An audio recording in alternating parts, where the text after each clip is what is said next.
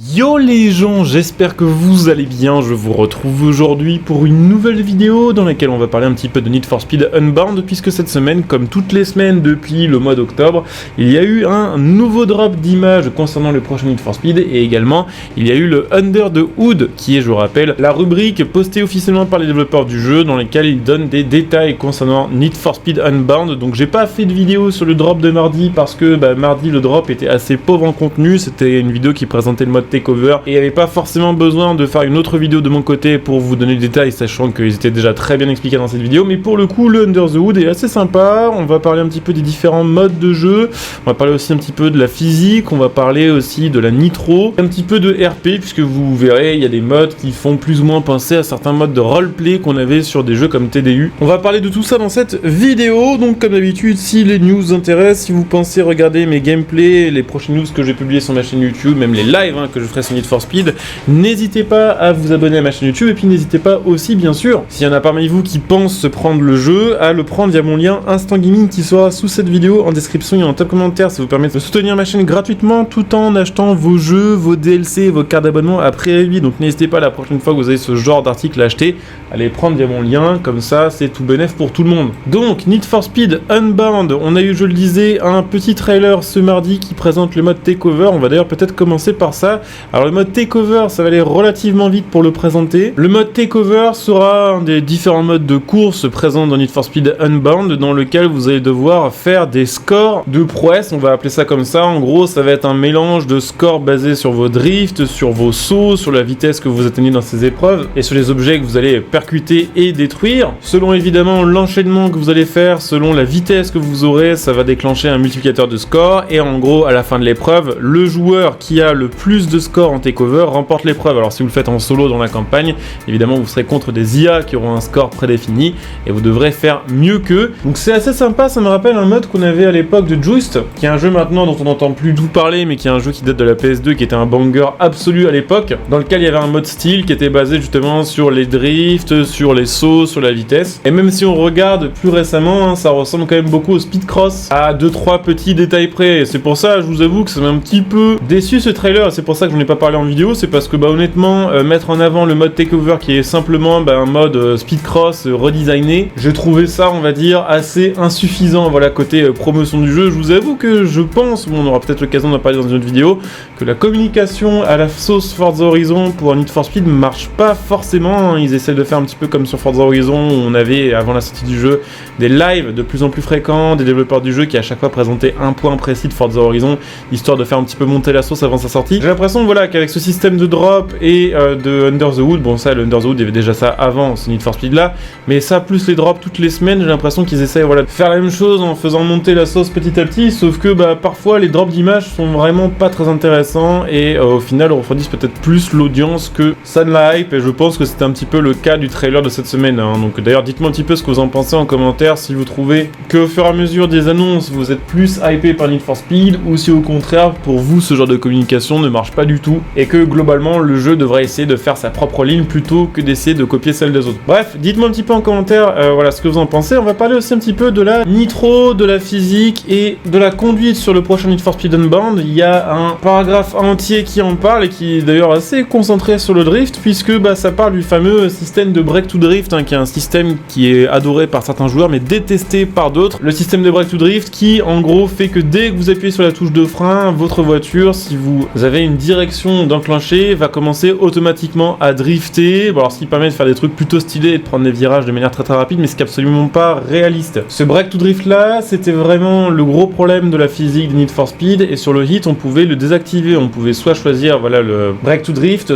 soit de drifter à l'accélération, ce qui est déjà beaucoup plus réaliste. On a la confirmation qu'on pourra bien le désactiver grâce à ce paragraphe, et on a la confirmation que effectivement faire du drift, faire des sauts, selon évidemment votre style de conduite, la conduite grip peut aussi vous aider à gagner de la nitro. Tout ce que je viens de citer, ça va être les éléments qui vont vous permettre de remonter votre jauge de nitro. Au final, c'est un petit peu à la Need for Speed Underground, mais en légèrement retravaillé, et bon, ça fait plutôt plaisir de voir ce système présent sur Need for Speed Unbound. Sachez que sur Hit, c'était un petit peu différent, et que sur Hit, il ne me semble pas que si on jouait en conduite grip, on pouvait avoir plus facilement la nitro parce qu'on conduisait proprement. Donc, hâte de voir comment ils vont gérer ça. On a également le système de départ rapide qui est de retour. Alors ça, c'est un truc qu'on avait à l'époque de Need for Speed Underground. Je ne sais pas si c'était présent sur le Need for Speed les plus récents, j'ai jamais fait vraiment gaffe, mais en gros, au départ d'une épreuve, quand c'est le décompte, si vous êtes au bon endroit sur votre contour, que vous êtes au bon régime moteur, vous allez pouvoir partir plus vite de la ligne de départ et optimiser votre accélération. Donc c'est un petit peu comme un launch control, sauf que il faut le faire manuellement. C'est ça qui permettait par exemple à l'époque d'Underground 2 de commencer plus rapidement une épreuve pour le drag par exemple et d'optimiser vos chances pour gagner. On a la confirmation qu'il y aura bien de l'aspiration et que pareil, prendre l'aspiration d'un autre joueur ou d'une IA permettra de monter sa jauge du nitro. On a la confirmation qu'on aura bien des pièces drift, qu'on aura bien des pièces rue et qu'on aura bien des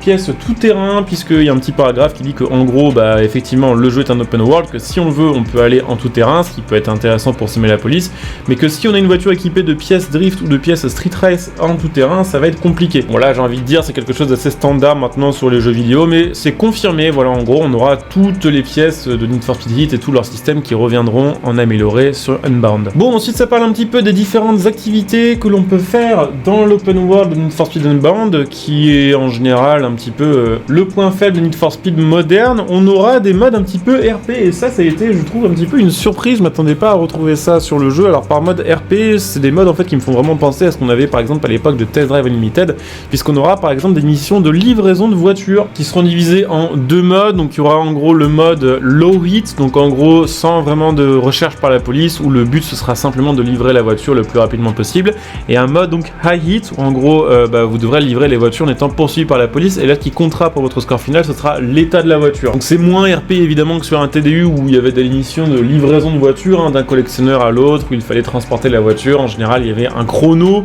mais il y avait toujours beaucoup de marge. Le but c'était surtout de faire attention à l'état de la voiture et du coup d'éviter un maximum de collisions. Voilà, ce sera peut-être le cas, ça dépendra un petit peu des modes, mais j'ai trouvé ça plutôt cool de voir ce mode là. Et puis on aura alors là aussi pareil un autre mode qui me fait penser beaucoup à TDU, le mode de taxi. On devra transporter des personnes du point A au point B en étant en général recherché par la police, et le but évidemment ce sera de faire le meilleur chrono possible tout en semant la police, en sachant que apparemment ces modes là permettront de débloquer des safe house secondaires, donc en gros des QG, qui sera pratique pour le reste du jeu, puisque plus vous êtes QG, plus ça vous fait d'endroits pour vous cacher, pour échapper à la police en général. On a la confirmation qu'il y aura bien des zones de drift dans l'open world qui sera complétée pour avoir le 100% du jeu, pour gagner de l'argent et puis pour le défi. La confirmation qu'on aura donc des radars évidemment devant lesquels il faudra passer le plus vite possible, et des speedruns zones, donc en gros ce sera à peu près quelque chose comme les zones de vitesse de Forza Horizon 5, sauf que là au lieu de mesurer votre vitesse moyenne, ça va mesurer votre chrono sur une zone préétablie par le jeu. Il y aura également des sauts à compléter. Tout ce que vous allez réussir sur le jeu, vos hauts faits, vos défis réalisés vont être stockés dans différents arbres de challenge. C'est un petit peu comme le système de distinction de Forza Horizon. Donc vous avez un arbre qui va correspondre au défi de la carrière, un qui va être lié aux performances, donc à vos résultats en course, tout simplement les chronos que vous allez faire, un qui sera lié aux activités que vous allez compléter dans l'open world, un qui va être lié aux collectibles, puisqu'il y a des collectibles, donc en gros vous allez devoir trouver sur la map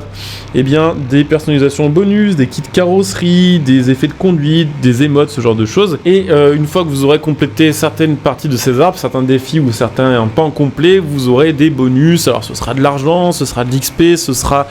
aussi des collectibles, des kits carrosserie, peut-être des effets de conduite, des émotes, et aussi parfois ils l'ont précisé, des nouvelles voitures. Donc en gros ça va être un peu, je pense, comme le système de Need for Speed Heat, où par exemple il y avait une voiture bien précise à débloquer en ayant par exemple fait, je crois, toutes les zones de drift, une est débloquée en ayant fait par exemple toute l'histoire, et il y avait même, si mes souvenirs sont bons, sur le hit, les pièces performance level max à débloquer une fois qu'on avait fait je sais plus quel haut fait sur le jeu. Donc voilà, on a fait le tour en fait de ce petit drop et du Under the Hood de cette semaine.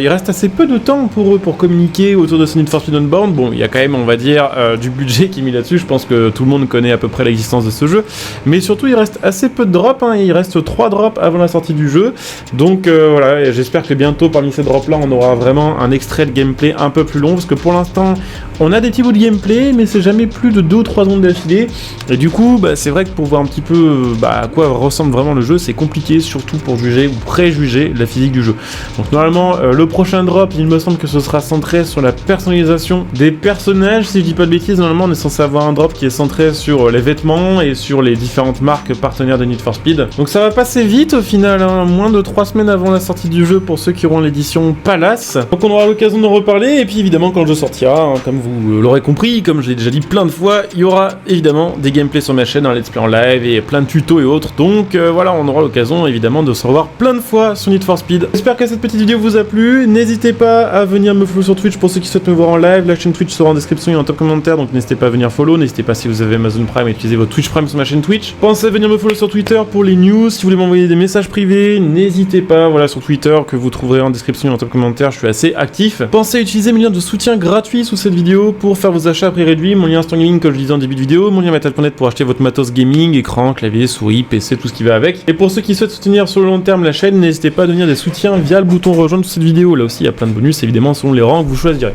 Je coupe ici, je vous dis à très bientôt. Bonjour à tous, ciao.